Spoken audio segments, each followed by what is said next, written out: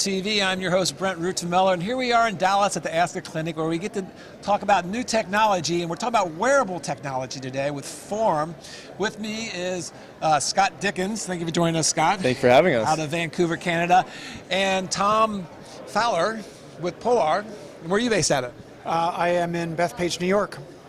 Well, we're coast to coast here, but we're so excited to bring you some new technology, some wearable technology where, let's get right to the point.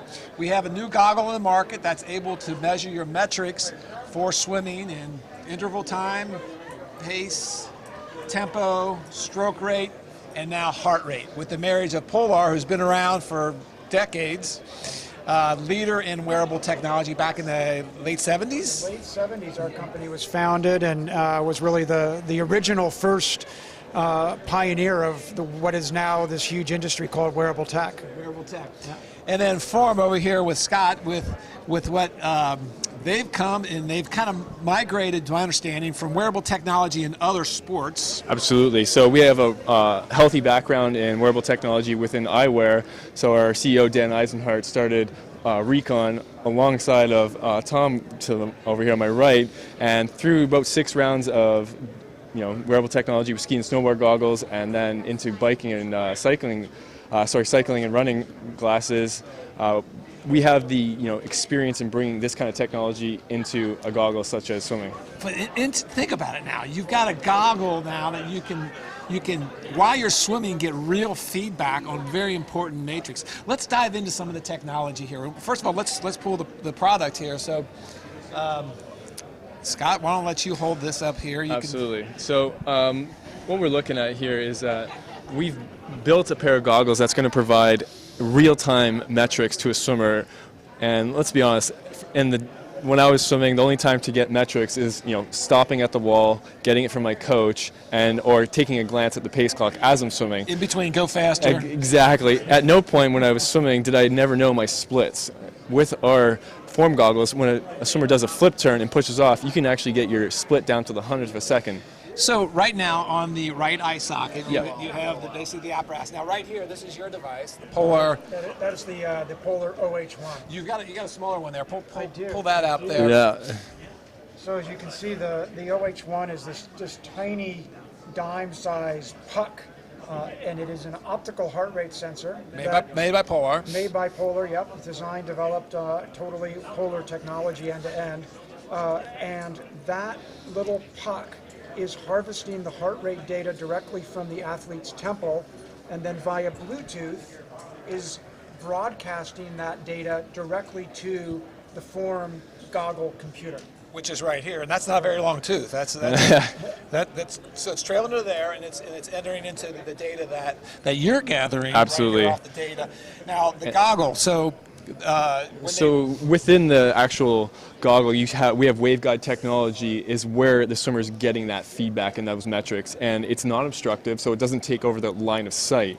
And that's really important as a swimmer because you still want to be able to focus in on your technique and see where you're going, obviously. So getting that live integration of heart rate now, when you push off, maybe you're starting at 92, but as you keep swimming and as you swim further into the interval, you're going to see that fluctuation in real time with your heart rate, similar to as if I was wearing my watch and running. And that's really game-changing in a sport like swimming when you're surrounded by water. So let's just set this over here for right now, and then let's talk about the data that you're collecting and how the swimmers are utilizing that data. I know you're an Olympian with Canada, and congratulations on all that success. Thank you very much. So what kind of data is the swimmer getting that the heart rate is basically, as the heart rate changes, some of the metrics are being affected too, the stroke rate and time. So you can look at those relationships. Absolutely. So there's essentially 3 different ways the Form goggles will display metrics to a swimmer. While you're swimming through the length, when you do a flip turn, and when you finish the interval, so when you've come to a rest. And we provide stroke rate, stroke count, pace, distance per stroke, as well as heart rate, and then the splits in the moment. The reason this is really helpful towards a swimmer is because it enables them and allows them to coach themselves. And for a coach, one of the best things that coaches do is look for those minor imperfections in technique to be able to enable the swimmer to go faster. We're really great at providing things like stroke rate, stroke counts as coaches, and they're fantastic at that, but enabling the coach to have more time to visually watch the swimmer is what we're really trying to achieve on that side. So the athletes are becoming more educated, they're giving more feedback. Absolutely. They're seeing cause and effect in almost real time. Now, so let's just break down an example of the three metrics that Absolutely. So let's just take a set of 10 100s on freestyle on 130. Okay, and that's a great example. So through our interval training mechanism and setting, for instance, I'll give you an example how I have my goggles set up. So I would choose a metric such as stroke rate to see while I'm swimming, and that's a representation of my previous length. So if I was doing 10 100s like you said, the first length I would see my time and what time I was essentially going. So are you setting up at 25s or 50s? You can customize the setting. How would you do it? So if I turned on the my goggles, I would first look at what pool size I'm swimming in. If it's 25 meters, select 25 meters. Okay, so right over here on the side of your template, you're basically tapping on that. Yep. And you're seeing it in the goggle. Absolutely. And you're saying, okay, boom, boom, boom, menu, did it, 20, okay, it's going to go 25 meters. Yep. You set that. Then you toggle to the next. And then I would select interval training for the competitive swimming environment, and then I would say press to start, and the clock essentially, as soon as I push off the wall, it recognizes based on So velocity. you say start, but you may not start that very second. It's going to wait till you push off Absolutely. to actually start. Okay. Now you said set for the competitive environment. What do you mean? How many environments do you have? Well, we wanted to build something that could be used by all levels of swimming, whether you're a triathlete, Ironman, a master swimmer, or even open water, or even a recreational swimmer that likes to swim to a total calorie count or a total distance. We also have a number of settings that could cater towards that market. Oh, well, that's interesting. Okay, so let's just stick with the competitive side here. Absolutely. So now, so you basically have the menu set up. You know what the set you're doing, and then you push off.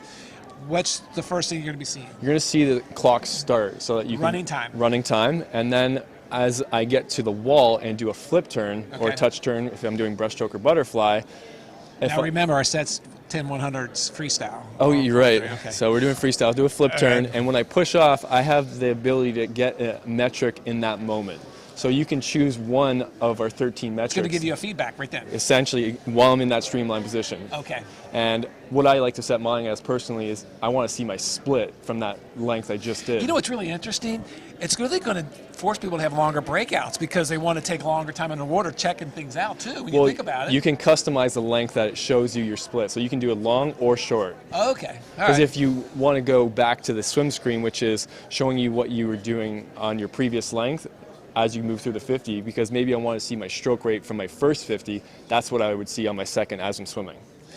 Yeah, that's kind of cool. Okay. Yeah, and then the last piece of information that a swimmer will get is when I finish that 100 meters freestyle, at this point the swimmer has the ability to get a summary of 3 metrics. That could be total interval time, the split from my last 50, or length if it was 25 meters, and maybe it's my stroke rate from my last 50. So they touch the wall, let's say they come in at 110, They got 20 seconds to kind of... 110.41 maybe, because we're measuring down to the 100th of a second. Yeah, or 4.2. 4.2. Okay, and then so at that point in time, they got some time to kind of say, okay, I need to make some adjustments here. They're big. Okay, I need to either have a longer streamline coming off. I need to increase my tempo. Absolutely. Or I want to do a descending set. So all that's happening. So where's the oxygen? Where is the heart rate playing in all this? Well, it's a great question. You know, that has been a holy grail metric for swimmers for years. You know, as we all know, at age group right up to people of Scott's ability, you know, they come into the end of an interval and go like this. Yes. You know, and count. Okay, or 6 seconds. You know, and then add a 0. But of course, once the body goes vertical from horizontal, that's going to change the heart rate. So you're not capturing, you don't have any idea what the heart rate was during the middle of the effort. So it's better than nothing, but it's really like you're only getting maybe 10% value out of that versus what you have today with form plus polar. So if you're a coach and you tell your athletes, I want you to do those 10 100 meters, and I want you to do them at a fairly easy to moderate level. Well, the athlete before form plus polar was left to just feel it. You know, they're Yeah. like, well, it kind of feels like maybe this is what the coach wants, but is it really what the coach wants? What we found was in tests with swimmers of all abilities that their perception of how hard they were going was inaccurate, even at the top level. When Myself they included. thought they were going easy, when they I'm thought always they were working going hard. easy, they weren't going easy. They weren't really going easy. And oftentimes when they thought they were going hard, they were, you know, they're thinking, I'm really working hard, my arms are dead. The heart rate values were showing like, no, you're not. You got more in the tank. Maybe you are a little bit deficient in muscular power and need to spend some more time with the stretch cords and in the weight room. Or you need to work on improving your stroke rate, which will help to, you know, maximize your ability to tap into your aerobic capacity. All of that was unknown. It was all just feel. Now the athlete can see real time exactly, am I in the right intensity level based on what the coach has advised? Yeah. And then afterwards, the coach can know, did the athlete actually execute or And did that's he or available she through the cheat? app. Through the app. So Well, that's really cool. Okay, we Anyways, got to get to the app now. yeah, so that's, But before we that's get to the app, that's the value. you're able then to maybe know if they're going into some kind of lactic meltdown, either lactosis of some sort. So if you're seeing heart rate go up, time drop down, then the coach knows, you know, we've got something here that we need either through more recovery or you're overtraining, and all those things are kind of Yep. getting in. But that's with experience. The coach is going to pull all that out. Absolutely. For sure, and it could be that, you know, the athlete's fitness is fine, but maybe they haven't been sleeping well. Maybe they're jet lagged. Maybe their nutritional or hydration program is off. It could be a wide range Yeah. of factors. All the coach knows is that critical piece of information is something's not clicking here. Yeah. This athlete shouldn't be working so hard or in order to go this speed, or they're not able to tap out their cardiovascular system on a really hard set. Well, why is that? Are they over fatigued? Is it a muscular issue? They can then start trying to decipher what the solution is because they know the information.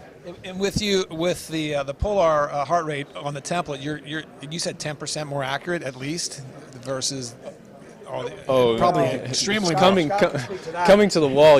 I think what Tom was mentioning, that you have only a 10% accuracy in capturing your heart rate. Through the Polar and Form combination, you have 100% accuracy because you're using your tempo and there's a lot of blood vessels, so it's very easy to capture that heart rate metric, and you're getting it in the moment. So you know exactly what your heart rate was as you're swimming. And as you come to the wall, you're going to continuously see your heart rate. So if you stand up and it spikes and coach asks what's your heart rate, you can say, well, I'm seeing my heart rate's 167, for instance. So you have at least 5 different types of information flowing in there: heart rate, Yep.